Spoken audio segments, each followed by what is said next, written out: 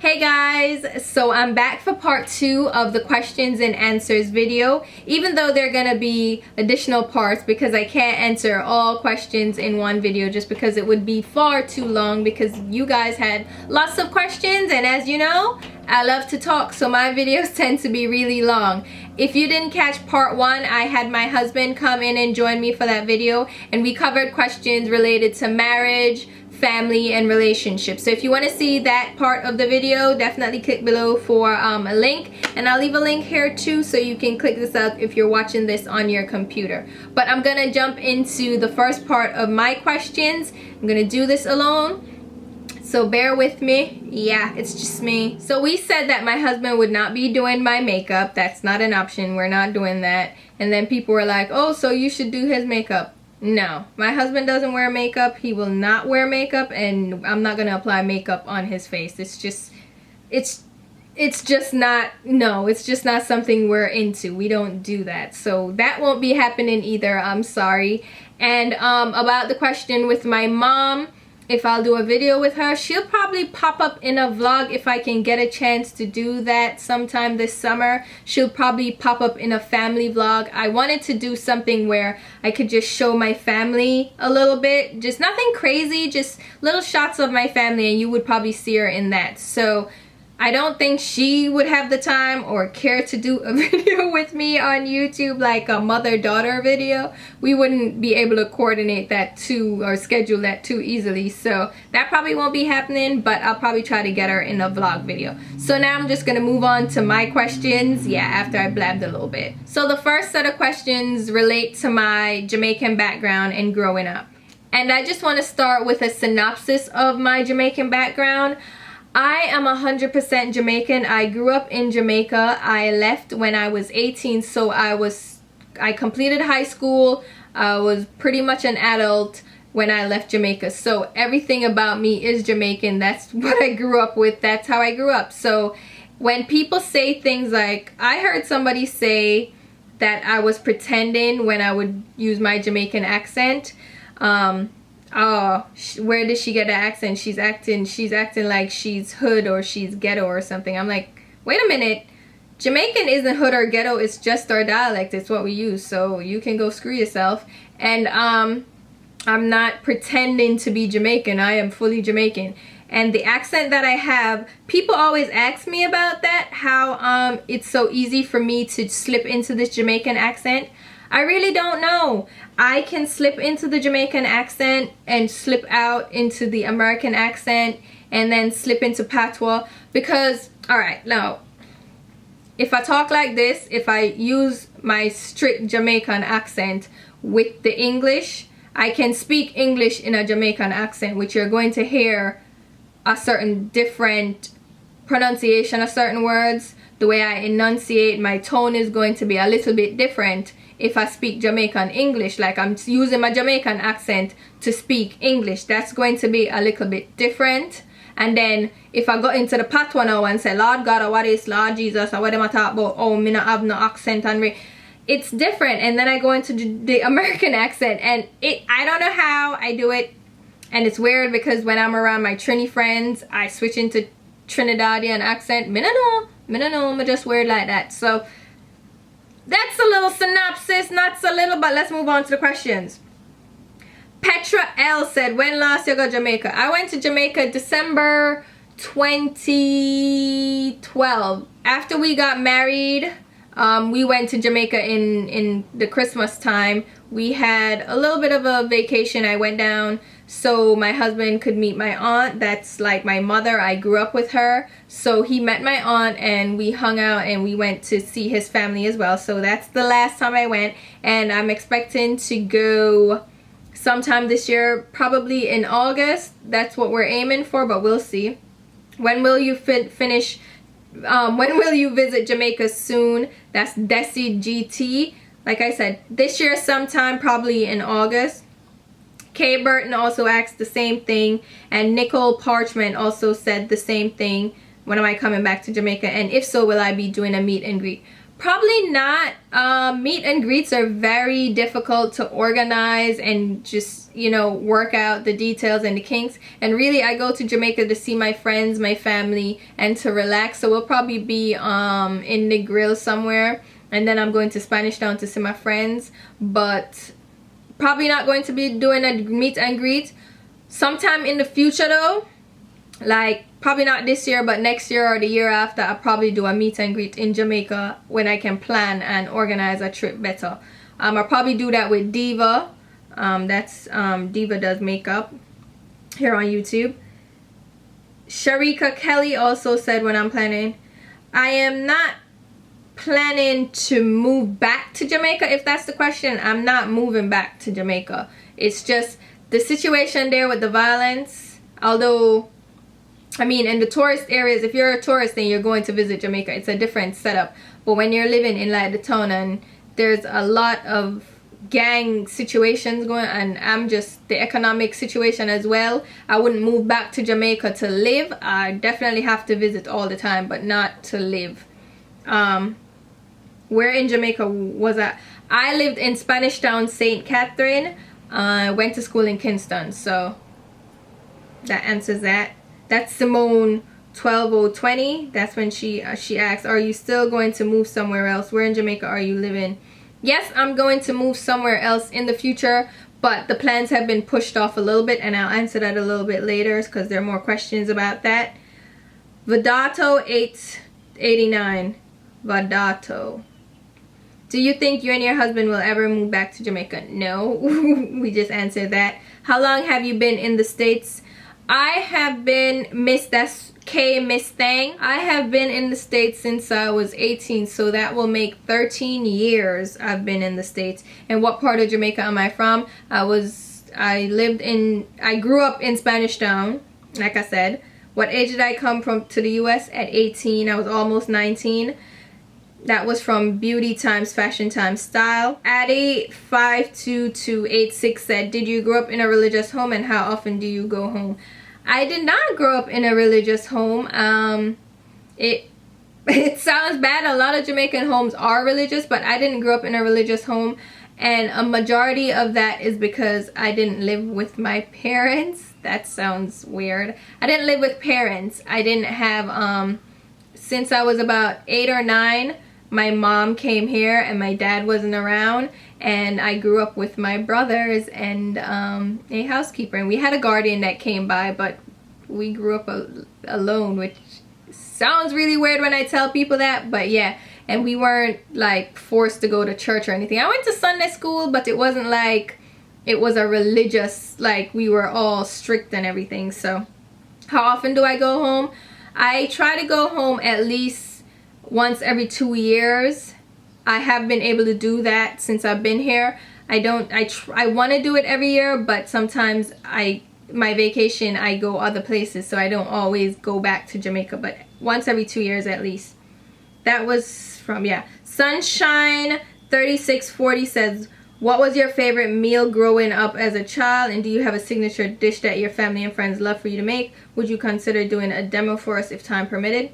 My favorite meal growing up was stew peas. Love stew peas with pigtail. Absolutely love that. And curry goat. Just because those are signature dishes in Jamaica.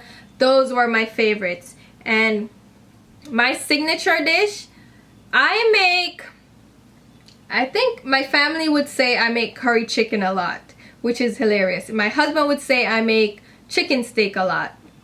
And chicken steak is not really Jamaican. Curry chicken is Jamaican. Stew peas I used to make a lot when I ate more rice. I don't eat rice too much no more. So stew peas. I'm still trying to think about how I would do a cooking channel. I guess once we move to a bigger place and we'll see how that goes. Jazzy Jazz says, where in New York are you from? I'm not from New York. When people ask me that, I'm like, I'm not from New York.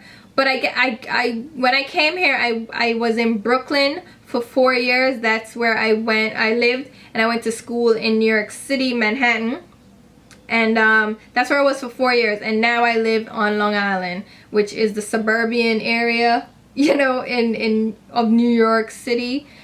I'm not in the 5 boroughs, so I'm not considered in New York City. I'm on Long Island, which is about an hour away from the city. Shackley 100 said, are you ever going to show us how to make some of that food? Hey Sha, yeah, like I said, I have to think about it and figure out how I would do it, and then once we move into the bigger place, we'll see how that works. Starlight says, we love you too. My question, I love you too. My question is, why did you move to New York from Jamaica, and did you come by yourself or did your family come with you? Very good question.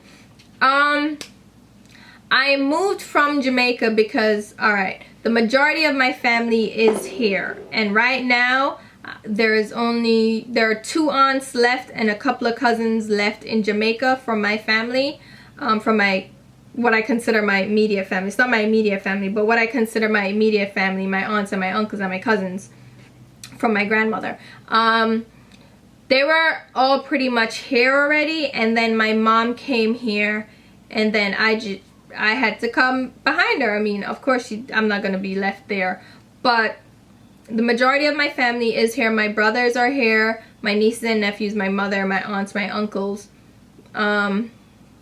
We came because it's a better life in the States, and most people can say that when they come from like a third world country. There are more opportunities here in the States to make it, and in Jamaica, the economy is kind of tricky the way it is, getting jobs and, you know, sustaining and then prospering in Jamaica is a little bit more difficult. It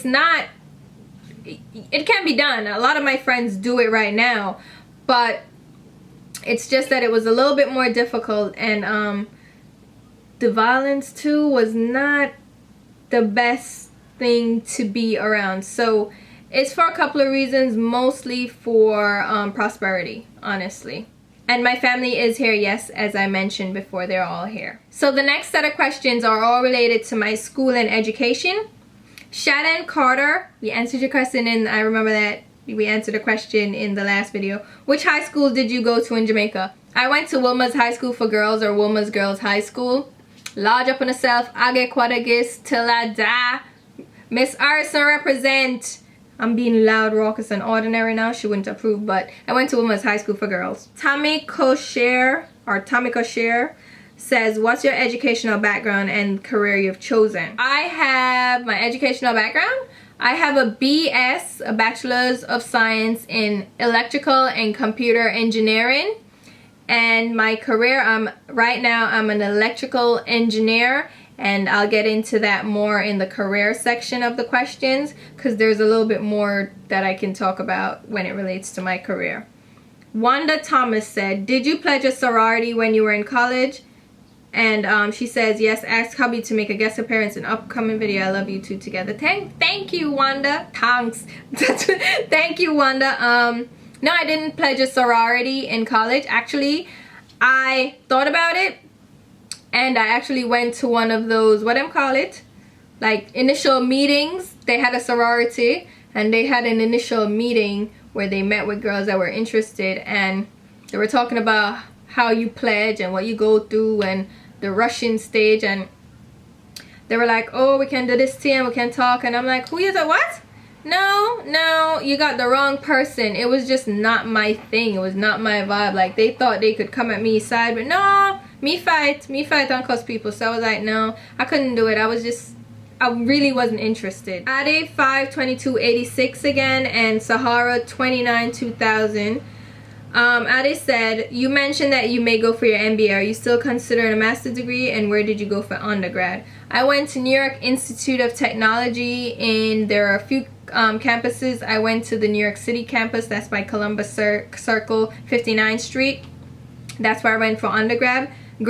And I do want to go for my MBA, but I was considering doing my electrical engineering master's instead, even though it wouldn't really benefit me too much in my career where I am right now. But in the future it might come in handy. So I think that might be my next step, just because it's a lot less credits to get and it would be easier since that's the field I'm in right now. But I do still want to get my MBA. I don't know how that's gonna work. We're gonna figure that out soon. We're gonna figure it out. Sahara said, how was your college experience? Did you work full-time and go to school? How long did it take you to get your degree and my major? So like I said, my major was, I did a double major. I did electrical and computer engineering, which just means you do a few extra credits to tack on to your base degree. So they correlate so you can cross over and do a double major. So that's what I did. And it took me 4 years.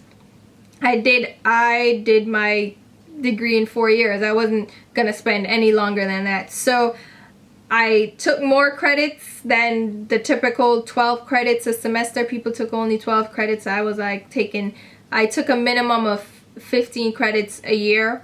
I mean a semester a year. A semester. Mostly I took 17 credits a semester so I could finish in 4 years because I didn't want to stay any longer than that. And my college experience, Sahara and Danielle asked how was my college experience. My college experience was interesting.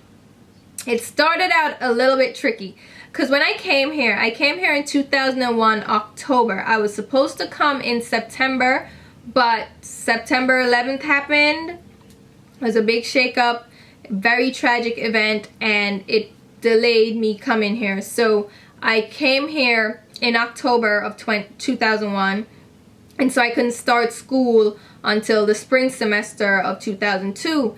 And so when I started, I was the freshman of the class. Everybody was already there ahead of time. They already were there for a semester. They knew each other at least, and I was just this new freshman coming in, like, and everybody, and I was from Jamaica, made it worse. So everybody was just real standoffish. They already had their cliques. They were already like all into themselves and stuff. And I remember going into my first class, I had algebra and trigonometry. And I can never forget this because there was one guy that I met, Tayron. And hey Tay, it's so sad that we're no longer really close, but I mean, we're not really tight right now. We're not really, but he was the first person that spoke to me, and it wasn't on no hey what's up, how you doing kind of thing. It was really genuinely trying to be my friend and get to know me. And I mean, honestly, there was some, you know, obviously it was preemptive to trying to, but he didn't come off with that initially, and I really appreciated that. And I never told him that, but that really helped me initially, like, warm up to the school and stuff. So I should call him and tell him that, like, I really appreciated that. But he showed me around too, because I was new in New York and I didn't know too many things, and he showed me around. He took me to different places. You know, he was really a good friend, and I really appreciated that. And at the end of the day, it was like, oh, why don't you guys date? And we looked at each other and we're like, yeah, we're kind of too close now, like brother and sister. It would be awkward if we dated. So that really helped me. And then I met a few people here and there in my classes. But in the student lounge, you know, the social area where you go, and if you have a gap in between classes, you go and hang out.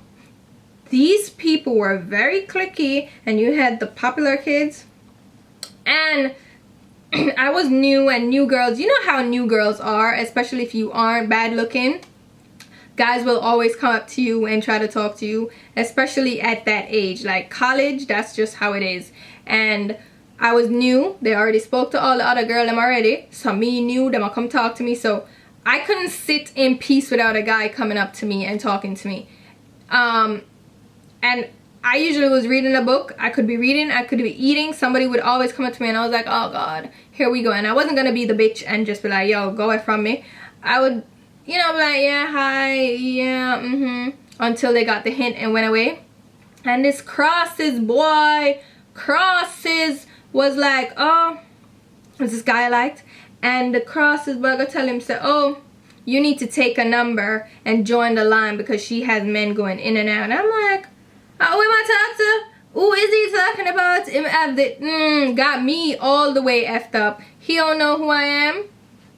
So I'm just kindly, one day I was so pissed that I went to him and I said, yo, hello, you, what you know about me? What do you know about me, darling? Cause I said, yo, y'all talk foolishness like you and nobody down there, because it was like a group of them. We had upstairs and the basement, right, where you had like the what you call that, table tennis and card table and stuff, and the TV. I'ma load them up. I'ma say any one of them boy are down here, the whole of them are down here, make one of them tell you how my drawers smell, please, and thank you about me of man I go in and out. Hello, don't make me rude to you. So that squashed that, and then they realized, everybody down there, because I got out of my, do not get me out my so all of them were like, oh no, she crazy. And she's like, but she stood up for herself. And after that, like, I spoke to everybody and everybody was chill, and I dated this idiot and he was friends with everybody, so we all like ended up being friends. And senior year, by senior year, I was great friends with the guy I cursed out initially. We're great friends and we did so many things together and we had a great time. Like, we had fun, we had parties, we hung out, we had a good time, but it wasn't any, well, there were some drunk people, but I never drank, so it didn't, you know, but no, I had a good time. I had a really good college experience after I got over that hurdle. Yeah, and I'm telling you my story because I want to share my college experience. And then I worked all through college because I did have a scholarship. I got a scholarship, thank God. Yeah, based on my high school grades, yeah, my transcript and my college essay and my SAT scores, I got a scholarship to, yeah, it was really good. And I got grants as well. So college was pretty much mostly paid for. I still had to take out student loans to pay for like the balance, because it wasn't a full scholarship. It was like, how much was it? I forget how much it was, but it was like 75%. Then I had grants, then I had to pay for the rest, and so I took out loans, which I'm almost done with, but I still had to work to buy books and all of that. So I was a waitress. That was my first job. I was a waitress. I was a receptionist for my mom's husband, but I was a waitress at TikTok Diner. Do you guys know that diner on 34th Street in New York? There's one in Jersey too. Famous diner. But I was a waitress there. And I did that. And then what did I do? I went to another restaurant in Chelsea. I was a bartender. I went for my bartending license. It's not really a license. You go for your class and you learn mixology and stuff. So I did that. And that was for the last year, I think. And maybe also, I think, I waitressed too at that same restaurant. So I did that for work. And then I did my internship. And then I got my job now. So yeah, that's what I did. That was my college experience. Culture Shock 123 said, sometimes it can be difficult being a student and getting by. Do you have any tips for struggling college students? So my first tip for a struggling college student, this is going on the assumption that mommy and daddy aren't fronting your way through college and you have to provide for yourself somehow, is that you are gonna need to work. And you're gonna need to work and balance school, and you're gonna need to figure out your schedule and figure out how to do that. I personally had classes from 10 a.m. was my earliest class. I had a class at one point that was 8 a.m. that was killer, but I had classes from 10 a.m. to about 5:30, and then I worked at 6 or 6:30 until like midnight. So my job allowed for me to work later in the day and come off at night, and then I still had late enough classes where I could still sleep and get enough rest to wake up and, you know, go to school, and I had time to do my assignments and stuff. So definitely figure out your schedule and figure out a job that you can do that will work around your schedule. So that is very key. I did waitressing, so if you have places that are open late, you can definitely waitress. If you have days that you don't have classes, you can do whatever job will allow you to. And there are a lot of jobs that, you know, cater to college students, especially if you're in a college town. College towns know that college students come in and they work with you for your part-time gigs. So definitely check out working. And then the next thing is to budget. And budgeting is key for anyone, college student or not. You need to budget. Figure out your expenses. Figure out what your priorities are. Figure out what you can cut back on, what you can't cut back on, what is really necessary. So maybe you don't need to have, you know, HBO cable TV. Maybe you don't need to have a smartphone. Maybe you do. Definitely you need Wi-Fi because you need, you know, your internet for your schoolwork and stuff. You definitely need a laptop, so you're going to invest in that. But do you need a camera? Do you need a Beats headset? Probably not. So, like, figure out your budget. And then food-wise, a very smart thing to do is work at a restaurant. If you work at a restaurant, if you waitress, you have food covered because they will give you food. So that's one way to save on food. It sounds terrible, but that's a good way.